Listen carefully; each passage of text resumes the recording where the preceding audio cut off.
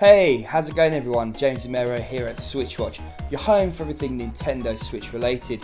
If you want to keep up to date with all the happenings around the Nintendo Switch, you might want to consider subscribing to our channel, it would be greatly appreciated. I'm back today with another indie review. This one is Piczle Lines DX, a game that was first released by Rainy Frog on mobile platforms and has now been ported over to Switch. So, how's it done? Is the port well, and is it worth your hard-earned cash? As always, we're going to find out. Puzzle games generally aren't known for their story, so you've got to give the developers their dues for giving it a good go here. You follow along a nutty professor who's invented a Pixelmatic 3000 camera that turns, as you guessed it, everything into pixels. As you go through the campaign mode, each 20 levels unlocks a different part of a different chapter. Pretty cleverly done, doesn't distract from the story and is quite light-hearted.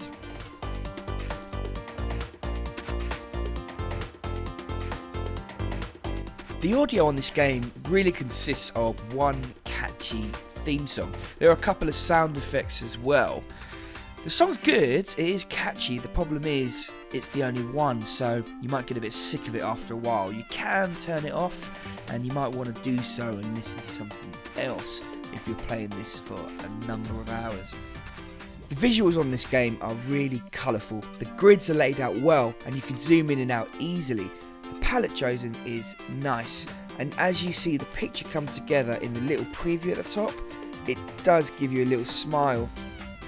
The levels are done very well and are pleasing on the eye, and the storyboard sections have a really nice comic style to them and the characters are really well drawn. It has a nice pixel style that I like, and none of it is done for the sake of it, none of it detracts from the main gameplay. The Piczle Lines DX gameplay is simple concept. You've got a grid ranging from small to absolutely huge. Each grid's got a bunch of numbers in different colours and there's a lot of blank space in between. Your goal is simply to complete the grid by drawing, connecting, matching tiles of the same colour and number. Once you complete the grid, you're done and you'll reveal an image when you zoom out.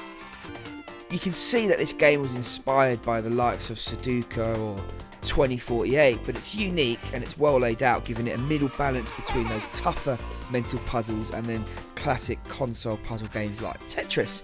The campaign mode is pretty awesome here. It's deep, it's got 100 levels which get progressively tougher as the grids get larger and the possible options become less obvious. You need to complete each level to progress to the next.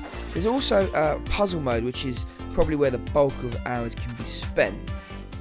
There's a mind-boggling 220 different levels under this section, which is pretty phenomenal. When you add it to the 100, you've got 320 possible puzzles at the minute. Some of these arcade puzzles are massive, and interestingly, the developer has confirmed that they'll be releasing additional packs for free on the Nintendo Switch, something which hasn't been done on the mobile, where you have to pay to unlock additional content, which I really like. The fact that you buy the game on the Switch and that's it, there's no additional paywall. The puzzles range from under a minute to much longer for some of the really large ones. Now, the controls are well ported, the analog stick works perfectly and it's easy to draw lines or delete them in this way. When you're in handheld mode, you can use the touchscreen as per the original mobile version. My personal preference was playing them in the Joy-Con mode. There is no multiplayer functionality, leaderboard system or really any way to interact with your friends, which is a bit of a shame, and there is really only one mode. Although there's arcade and campaign, they're pretty much the same thing. The objective is to unlock the grid and the layout is exactly the same. So there's a lot of hours here of the same type of stuff. At £13.99, this falls right into the middle bracket of indie games on the Nintendo Switch. The cost is not high when you consider the amount of puzzles and hours which can be spent playing the game. Unlike the mobile version, the developer has confirmed future puzzle packs will be available at no additional cost. The only detractor here, as I mentioned, is the variety. There is a lot of content, but it is all very samey and it's all single player. Piczle Lines DX on the Switch eliminated my initial port fears real quickly.